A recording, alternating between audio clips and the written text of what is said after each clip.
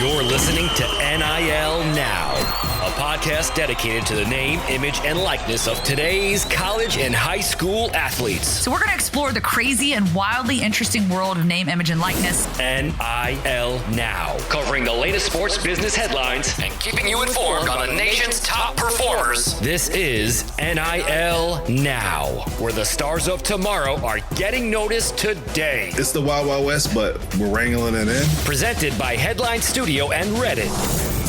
Here are your hosts, Lauren Zisler and Kevin Jones.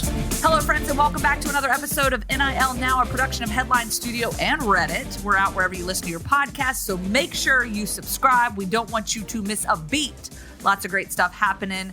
Later, we'll speak with Michelle Meyer, the founder of NIL Network, which focuses on trends and data in the NIL space. So stick around for that. I know she's got some great insight for us. But first and foremost, let's jump into the headlines with my buddy, my friend, Kevin Jones. What's up? How you doing? Do you like how I introduce you differently every single time? Yes. I thought it was going to be a different Kevin Jones. Kevin Jones. I'll roll with that one. NIL headlines. Let's dive right into some discussion of the NCAA tournament, the women's basketball tournament. How about that, my friend? Man, that was popcorn ready. That was a great tournament, watching these girls play like that. Oh, lots of energy, lots of fire. I know that the outcome, especially there in the Final Four, was not what Hokie fans had hoped for. Certainly not you, KJ, our good friend and guest on the show, Miss Liz Kitley.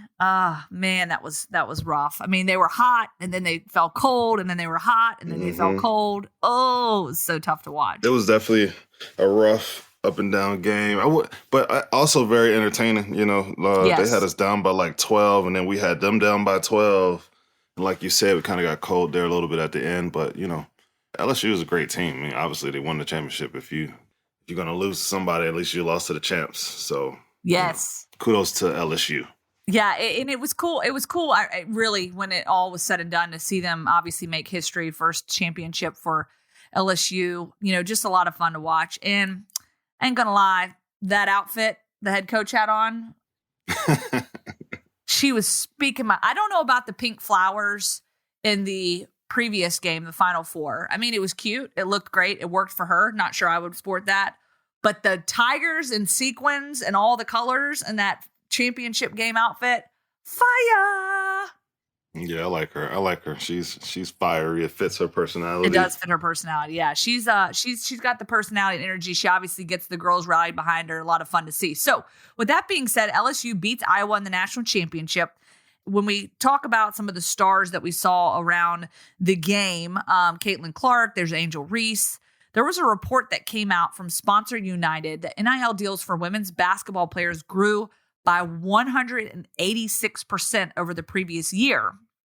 Men's basketball players saw just a 67% increase in deals over the last year. So the report also making statements that the overall viewership of women's college basketball on ESPN grew by 11% in the last year, and that the female college basketball players do command 54.4% of fan engagement compared to their male counterparts. And then the report continues to outline that men receive about 77% of total NIL compensation. Football players alone signed 60% of those NIL deals in 2020, which we've talked about. Obviously, there's a little bit of a, you kind of have to put an asterisk by that because there's obviously more football players on a team than, say, basketball.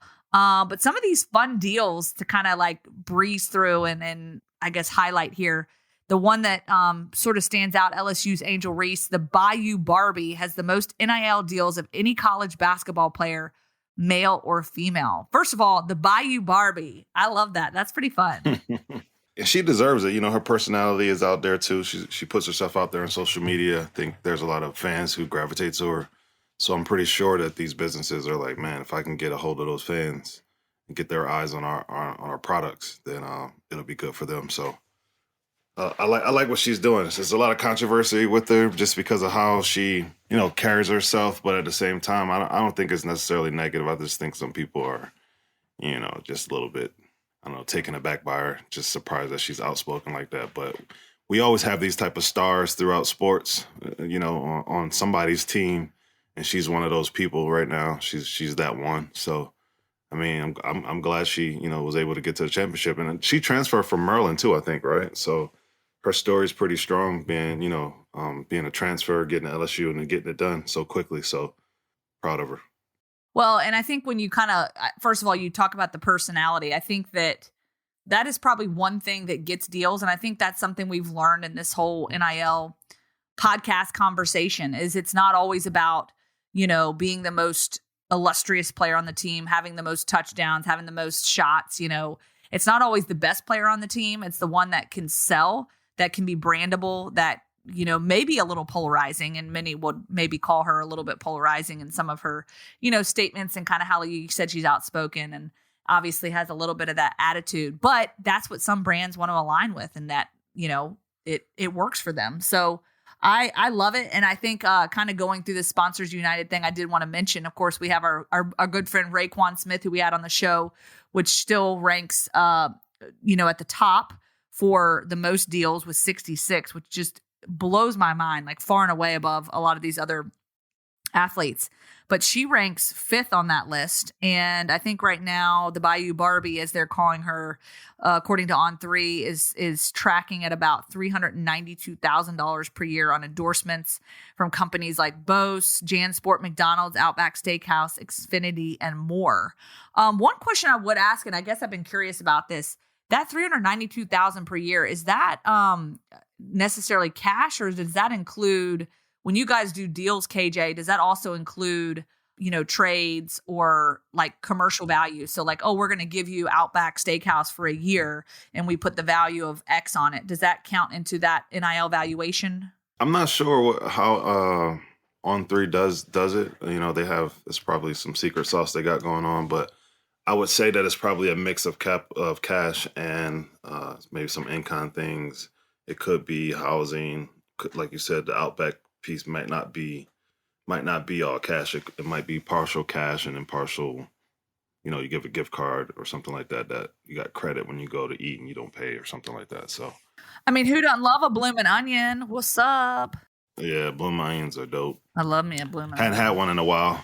I did have Five Guys today. Five Guys, we need, sponsorship since I mentioned your name on the pod. Five Guys, some Coke Zero. Five Guys and Coke Zero. Come on with it. Kind of pushing this thing forward, this conversation surrounding the NCAA basketball tournament. First of all, it's a year that's been very different, unusual, in the fact that you see who is literally at the top playing for the championship, right? And it's, you're used to seeing the 1 seeds, maybe a 2 seed sneak in there, and getting to watch everything kind of transpire the way that it was. But I'm anxious to sort of see how some of these NIL deals and maybe the NIL world helps to maybe in some ways even the playing field a little bit, and giving guys opportunities to go to other schools, maybe not your top tier schools, that still have an opportunity to play at an extremely high level, and potentially, like we're seeing here, a 5 seed getting to play for the national championship. I think it's pretty impressive. I would agree with that. I think NIL will definitely spread the love out. I'm not sure if it's going to actually even it, because, there's still a lot of brands out here that are just big brands like an LSU or UConn. But like you said, you still get a chance. You get a better shot at certain athletes, maybe, out of the portal, things like that might not necessarily love where they're at. So that's a good point. You definitely even the playing field a little bit, get more people, get more athletes around the country, instead of it all being in one place all the time. So thank you, KJ. I'm all about making good points. That's what I like to do. It was an average point. I made it a little bit better by putting some sauce on it. But Well, we'll get to the meat of this conversation then, of course, talking about the boosters. And I think this is pretty cool. So 2 big boosters that we've talked about before on this show got involved with FAU in their NIL game, as the Owls did reach the Final Four, which, what a game. My gosh, FAU and San Diego State was so much fun to watch. I mean, this tournament was really just, to me, obviously, it was fun to watch from top to bottom. But that booster that we're talking about is the Houston booster, Jim McIngvale, Mattress Mac. And Syracuse booster Adam Weitzman, they signed NIL deals with the Owls. Mattress Mac signed FAU to a team-wide deal that covered travel for the players' families so that more than just immediate family could attend the Final Four and support them. And then Weitzman signed a deal specifically with FAU guard Jonell Davis before the Final Four after Davis told sideline reporter Jamie Erdahl, "I'm just trying to feed my family." So Weitzman was drawn to the story and signed Davis to an NIL deal worth $10,000 facilitated through Owl's Owl Collective, or the FAU's Owl Collective. As part of the deal, Davis will do charity work around FAU and Boca Raton once the basketball season is over. And so I think it's kind of cool too, because you're seeing these boosters from other schools get involved with other athletes. I mean, there's some crossover here. Yeah, that was a little bit surprising. You know, I'm not seeing that much out here, so it's a cool story to kind of see that out in the front. But these student athletes right now, you know, are getting their stories out there, you know, through social media, you know, also being on the big stage where, you know, people who have the resources that can support or want to team up with you can do so. So it's kind of cool to see that and them not be, you know, from the same university. And I guess my last question before we hop over and get Bobak on the horn here, if you're one of those boosters, obviously coming from Syracuse, Houston, obviously for Mattress Mac, you know, if you're dipping into the pool outside of sort of your realm of typical deals with athletes within your sort of close network, what benefits would you say that has if you're a brand, not a national brand? You know, Mattress Mac obviously is not a national brand. And then, of course, you talk about Weitzman obviously being more of a booster for Syracuse. How do you think that ultimately helps businesses that might be specific to a certain location that might be tied to a more local type business venture? This takes me back to when we were talking, I don't know, it was last episode or one before that, about being named like specifically a booster. And then it puts you in this realm of anything you do is a penalty, you know what I'm saying, type thing. So it's like these people are businessmen and women out here, and they can, you know, support whoever they want to or partner whoever they want to partner with. So when you ask what benefit do they have from it, I mean, we're talking about them right now. You know, this can be heard any and everywhere. So I think, you know, when we say Mattress Mac or we say certain names like that, that's getting, you know, getting themselves out there, getting their business out there. Then it's also tied to the Final Four, even if it's not on a big commercial. It's something that we're all talking about because it's abnormal. That's how they get it out there. And I think that, you know, a lot of people will be listening, looking it up. Yeah, and I think it obviously shows maybe they're not just in it for themselves, right? Giving opportunities to these athletes, doing some charity work in the rotation as well, I think is really cool. So great stories. Now we get to talk a little spring football and then rinse and repeat and do it all over again. Oh, and with yeah. that being said, we're going to rinse and repeat with our good friend, Mr. Bobak Hyeri. NIL Now with Lauren Sisler and Kevin Jones. If you want to learn more about name, image, and likeness, you need to go to The Source. The NIL Now podcast from Headline Studio and Reddit highlights the biggest storylines. NIL is not a cherry on top. It needs to be a part of these young men and women's future to, you know, further their careers. You should be able to leave college with something. Subscribe to NIL Now on Apple, Spotify, Google, or wherever you listen to podcasts. Bobak, what's up? Hey, how are you guys doing? Oh, we're doing great. Let's see if we can put the chill factor on our friend, UCLA quarterback Chase Griffin. Let's just put it this way. He ain't chilling out on the NIL stuff. This dude is on a roll, on a tear, if you will.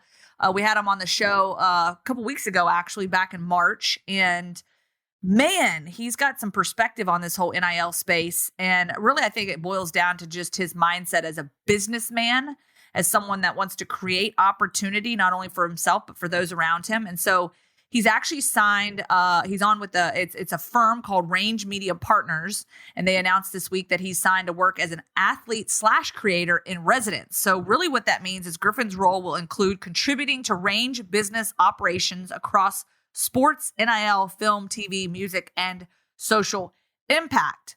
This dude is just taking things to another level. So basically he said, look, I'm going to kind of pump the brakes on some of the smaller deals, and not to discredit those deals, but really he wants to start focusing on some of this other creative opportunity that has kind of come from this. So Bobak, what's your take, and what are the Redditors saying about all this? Yeah, this was one of those stories I think that a lot of folks appreciate, seeing players take advantage of the NIL, kind of seen to get things that benefit them. Because obviously, as you said, he was male athlete of the year at an NIL summit that was last summer, because he had at the time like 25 NIL agreements. And now he's focusing more on deepening those kinds of arrangements. I mean, he said he's dealing now obviously with this Range Sports Group and JP Morgan Chase and some others. And I was impressed, and I know others were, that he's taking things not necessarily as product deals, but only cash deals, because he wants to actually invest this kind of money. And I believe, in his own words, put some kind of generational wealth. To as some folks said on RCFB, I mean, Viron HK put it well. It's like flipping the Cardale Jones staying back in the day. He came to play school, or in this case, came to play business school, because he got his BA in public affairs in 2 years from UCLA, which is, it's UCLA.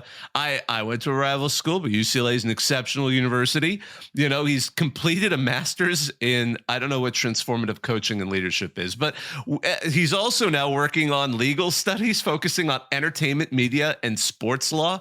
So he's clearly positioning himself to do a lot more than just be, a student athlete. And, he's played a little bit, so that's nice. But I think, honestly, though, a lot of the reactions, again, Notre Dame fan Alan Wan, it's brilliant, especially since he's already knocked out a BA. This guy could easily end up being worth more than 90% of first-round draft picks if he plays his cards right.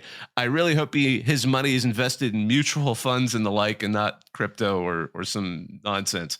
He's an exciting guy, and I think a lot of folks, there was some back and forth of whether or not if he had enough time to get an MBA rather than this other major. But I know, because Anderson at UCLA is an exceptional business school, but at the same time, he's clearly aiming. You can see, especially with this latest major, with focusing on legal studies, he has a goal in mind, and I'm really curious to see.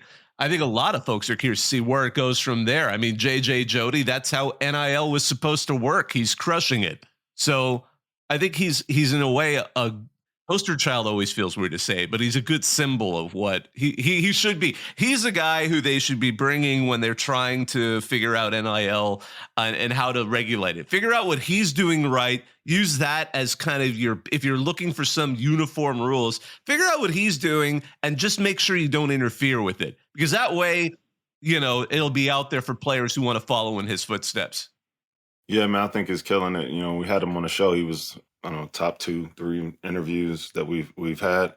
But one of the unique things that I think he mentioned in a statement where he talked about he's living the, college athlete, student athlete experience, point of view, live action, So the cool thing about that is his perspective is good. I didn't have this type of stuff going on and these type of opportunities when I was playing.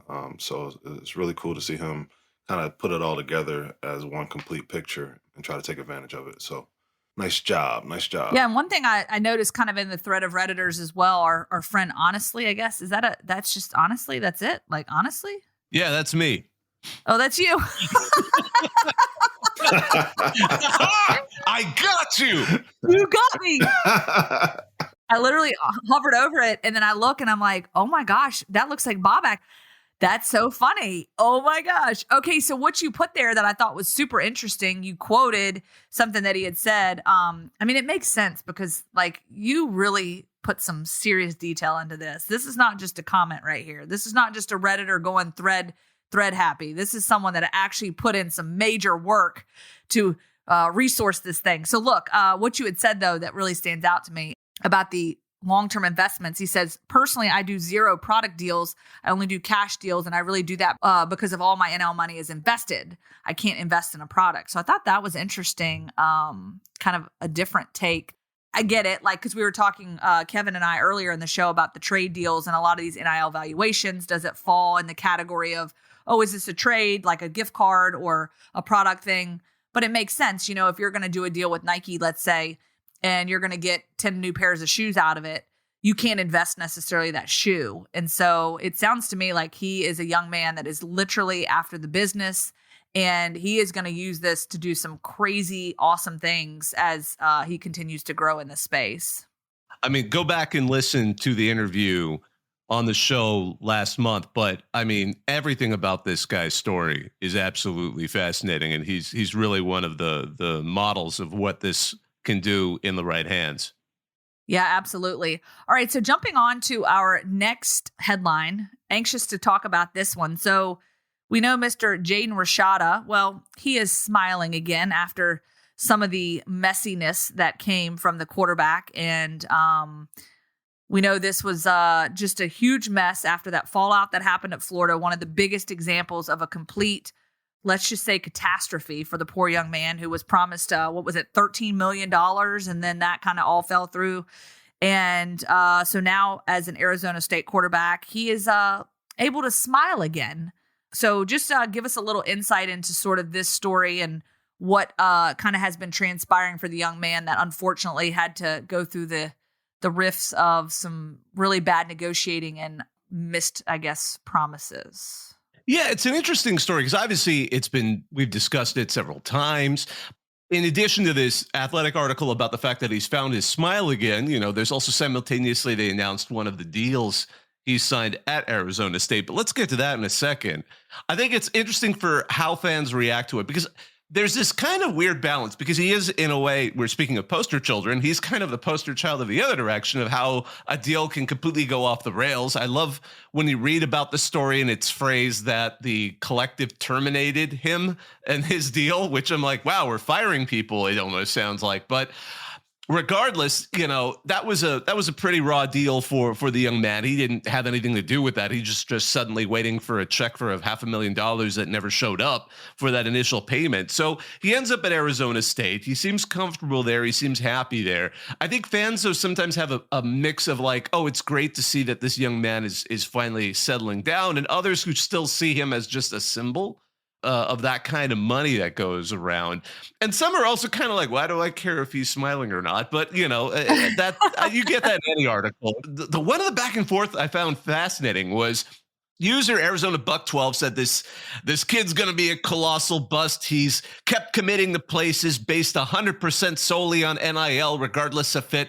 This is the problem with being allowed to pay high school kids. The reaction to that from Call Me Fierce is 99% of adults go and work somewhere, depending on where they're being paid the most money. I think and it really points out that like you're pointing at an 18-year-old who's being offered an incredible sum of money to go play quarterback somewhere in a sport where any given moment you could completely end your career for no fault of your own, and sometimes the fault of your own. But usually you don't know if something could go completely south. So why are we blaming them for doing that? And sure, you get someone like Rogue Runner who's saying, I did that for my last job as an adult and quit after 2 months of misery and took a minor pay cut so I can sleep again. Yeah, fine. Those situations happen. There's plenty of people who took a job and just absolutely hate the fact they do it. Heck, there are probably some head coaches out there who kind of miss being an offensive coordinator or defensive coordinator who was a genius and are now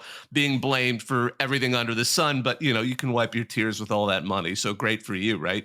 I think that kind of comparison of how adults are treated, and these are adults, they're past 18 at this point for the most part, and I think that's kind of the confusion and then kind of the back and forth over that conversation was fascinating. Although I got to admit, one of the Florida fans, his entire saga was so unbelievably stupid from everyone involved. I just can't get mad about it anymore. I thought you were going to dive into this scooter discussion that literally blew up because they're talking about him missing out. He gets a bike deal instead of scooters because we know in Florida it's all about the scooters. And then everyone's screaming and yelling about the tickets. Speaking of going to play school, a lot of folks are bugging him about the fact that he doesn't know the different versions of there, which I know is a challenge. That's always like a classic joke, even on dating sites. It's like looking for someone who knows the difference between there, and there. But yeah, no. So of course, that the their bikes kind of, misspelling certainly brought up some fun from the Arizona fans who do like to tease their Sun Devil friends about the reputation for academics at that particular institution. He uses THERE bikes. when referring to bikes that belong to the company. So their bikes. Oh, there. But he also uses it correctly earlier in something over there, so. They should change the name of the company and call it Their Bikes. And that would. Their Bikes. I like that. Their Bikes. You're listening to NIL Now.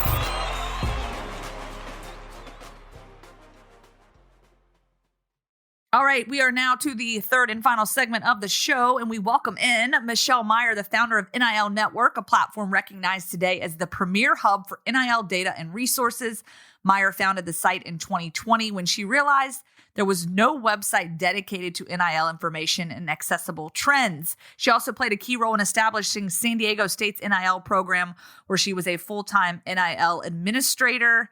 So many great things on the horizon, and certainly some great insight I know we can gather from her. Michelle, thank you so much for joining us on the show. Yeah, thanks for having me. Looking forward to chatting. Yeah, just kind of going over some of the kind of ins and outs of this NIL network. Just describe it for us and the need for these type of resources in this space. Yeah, so as you mentioned, I started NIL Network in the fall of 2020. My background before that was really in coaching. I played volleyball collegiately and then started coaching collegiately beach volleyball. And actually that's when the Ed O'Bannon case got settled in 2014. And I was like, holy moly, this brought a lot of public awareness to, NIL rights for college athletes. And even after they graduate, that they still don't really have those rights. So fast forward to the fall of 2020, after seeing California pass their state NIL law and a couple other states do it, it was pretty clear that it was this big change was coming in 2021. And I didn't really find enough resources about it. Like there wasn't really a hub where people could go to understand all of the changes that were coming in 6 months. So my idea with NIL Network was really just to see, pull together these different resources to help athletes, coaches, administrators. Now it's gone a little I know a lot of companies on the industry side use it, a lot of students and professors. So really as a place to just follow all the trends that are coming down the pipeline, some of the different data, both at the university side, collectives, and just a place for people to do some research and understand what this whole space looks like. Yeah, that's awesome to be able to have, that place where people can go, to NIL Network and get this type of information. What are you seeing some of the biggest trends you've seen in the NIL space and kind of where you think it's going? The landscape, it's been an interesting ride for the past. We're coming up on 2 years now in a couple months, and just monitoring, the differences. And I think this was the biggest eye opener for me at San Diego State, since I really have worked in Olympic sports before that, and seeing, that the experience of the athletes are so different from your high profile athlete and navigating, all of the different opportunities that come to them versus some of the athletes that aren't as high profile who are, having to be proactive and reach out to businesses and make it happen for themselves. So I love that side because I think it's really, entrepreneurial. It's growing professional skill development for the majority of athletes. And so that's something that the trend I guess I'm seeing happen now is a lot of those opportunities for those athletes will happen, at the local or regional level. Businesses have not understood necessarily how to navigate the space yet, but now that they're getting a little bit more educated, it's opening up, a lot more opportunities for the 99% of athletes. So looking forward to that still continuing. When you founded this and started this, what was like your main focus? That's something I think that we probably need to hear for like context. Like what are the things that you guys actually focus on? Yeah. So one of my big ideas with this new space was, it's going to be, or the whole industry of NIL, very startup heavy, very entrepreneurial. And I really thought that athletes would need some support in navigating, what service providers should they be utilizing? What are the good marketplaces out there? There are, I think I've tracked now over 500 startups in the space that are providing, various resources. And so I initially started with that idea to pull it together. Recently, I launched NIL Verified, which is the first NIL business verification process to help support these athletes, because I think it's a scary space for them to not only not be able to look at the background of some of these companies they want to work with, but then they get given a 20-page contract and told to return it the next day. And so through NIL Verified and the different companies that are part of that network, I'm hoping to help them really navigate the space a little bit better. That's huge. I think having that verification aspect is, half the battle, because I do think early on, especially, you were hearing some horror stories about athletes that would sign on with the company, and there were these clauses and things inside of it that basically were saying, oh, you got to pay this back, or, it's not all what it seems, is as lustrous as it seems on the outside. And kind of diving a little deeper, we at the top of the show were talking about some of the brand deals that were done with female athletes, specifically women's basketball, as we obviously saw the women's basketball tournament kind of front and center. And I think that, if you look at the ratings on the sport itself and on this NCAA tournament this year for the women's side, just the numbers have grown exponentially. And I think there was a lot of excitement surrounding it. What opportunities have you seen for female athletes as they've continued to rise over the years, and especially kind of in this, recent, I guess, landscape of things with the basketball? I think that, out the gates on July 1st of 2021, it was a lot of kind of these, I guess, like the men jumped in a lot quicker, the male college athletes, and the females were kind of holding back, and everyone's going, well, is this only, going to be beneficial for male athletes? But in reality, maybe as a woman, I'm saying this, but I think the women were a little bit more strategic and going, hey, like, what are our goals with NIL? What is my end game with this? How do I get there? What brands make sense to partner with in a real, authentic type of way? And so they held out a little bit and really built that strategy. And we can see that now is just kind of taken off. And I think something that's very cool about, again, my background being in volleyball and specifically in beach volleyball, something that I think is very cool for that sport is now, all women's sports, but a lot of the individual sport athletes, they're able to build those relationships with brands now, which is something that they couldn't have done until after they graduated, where they would then be navigating, I need a strength and conditioning coach, I need a physical therapist, I need a sports psychologist, I need to find out how to do these brand deals. And at least now at that point, it's taking that one kind of off the table because they're figuring it out in college and have some support with their admins. Now, of course, they want those, deal partnerships to end at the end of their college career, but they have the relationships in place to then continue that on as they pursue the professional, being a professional athlete. So I love to see that. I also love that female or women's sports are starting to realize that, their athletes are their brand ambassadors. And if they have big platforms and they are really showcasing their sport, people start watching. Like you saw it with the Cavender twins having millions of followers, and, UConn women have been crushing it. I think, who else did LSU women, of course, have been crushing it on TikTok, and Caitlin Clark as well. And it's building the sport like from almost the ground up. But I'm so excited to see where that continues to go. Hey, Michelle, it's okay to say it like it is. Strategy. Us women like to strategize a little more, right, KJ? Don't get me started. No, I'm kidding. Yeah, no, I think that it's the industry is starting to show up a little bit more, especially on the women athletic side. I think it's exciting to see all the type of deals that they're getting. You just keep stacking those things up, and then I think the industry will, be more equitable across all sports. So, things have to, domino effect to where things start to really, take off the way that we want to see them. We've been talking about that since we first started the show. So it's good to see that to be happening right now. Yeah, definitely. Yeah, because I think a lot of times there is that instant gratification, and it's sort of like, oh, this thing happened. And of course, we've talked about the guardrails, and, there's not a lot of, I guess, consistency across the board. I think it's just going to be time. It's going to take time to find that consistency, but I do think that more opportunities are just going to continue to sprout up. And some of what Kevin said, that equity is going to start to show up. I guess in your opinion, kind of where we're at now, what are you seeing? What are the pros and what are some of the cons of if you could just sort of put some pros and cons on the way things are right this minute with NIL, what would those be?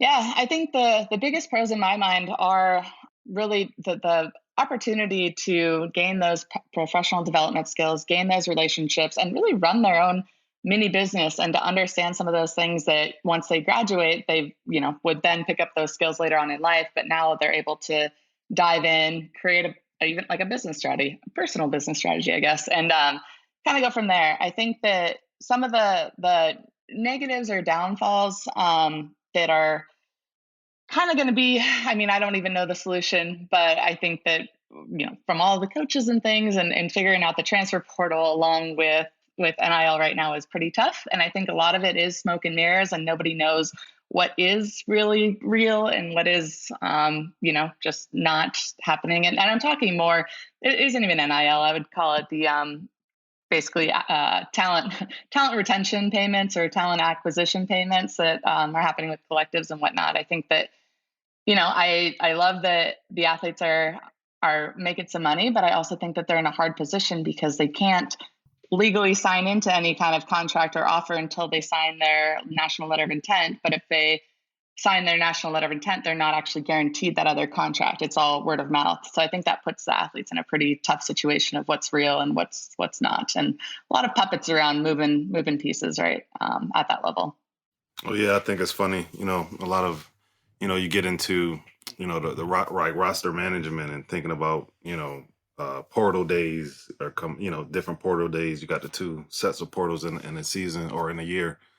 And, I think coaches and things like that are making decisions and moves on like, well, who's going to be here? Who's not going to be here? Who do we have opportunity to leave? And I think that's the side of, like you said, of NIL that's hard to manage. But I think, within only a year or 2 of doing it, it actually hasn't been that bad, I don't think. Yeah. And I think it kind of it's not all NIL either. It's a transfer portal opening up in the way, but then also with COVID and the extra year of eligibility. And so I think just like roster management right now from all angles with coaches is a really tough thing.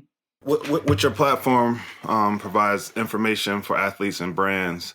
What is the most important, parts of this that you think athletes need to keep in mind, following trends and using data, all of that stuff? I think probably the athlete service provider directory, where they can see all the different marketplaces. I think that's kind of the top question I get from athletes is like, how do I get started in this space? And I really do think that the marketplaces are the easiest place to start, but there are, I think, like 35 of them now that are connecting athletes to brands. So how can you sort through those and know which ones you're going to be successful on? On NIL Network, I have those companies fill out a form just to provide more information about their company, the percentage of cash deals versus in-kind deals, how many athletes are on their platform, whether they have a job board so athletes can be proactive instead of creating a profile and having to sit back and wait for brands to reach out to them. So athletes being able to utilize that to kind of sort through and differentiate between the platforms, I think is a really powerful tool for them. I've heard, that a lot of recruits and a lot of different clubs are starting to use the NIL program database. So I have every D1 university along with some D2, D3 NIIAs in that database, which shows all of the partnerships and all of the different support elements for NIL that universities have in place. So it's as, simple as they have a policy or they have an NIL hub up to having who has employees dedicated to NIL? Do they have a university-specific marketplace? Like, what kind of support can recruits expect when they get to school? And I think that that's starting to factor into their recruiting decisions as well.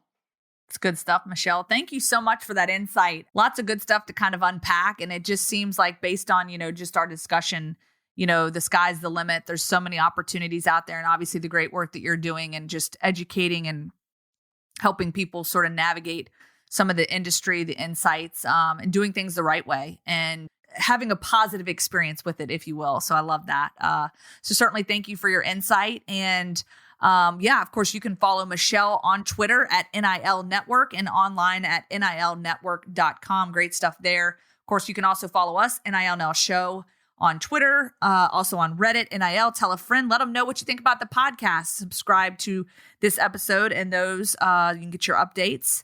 And of course, thank you again to Bobak and the Reddit College Football Team. You can also follow them on Twitter as well as on Reddit. I'm Lauren Sisler. My co-host is Kevin Jones. A big thanks to our audio engineer, Colin Schmeling, our associate producer, Dean Zolkowski, and our executive producers, Richard Diamond, Selena Roberts, and Scott Broder.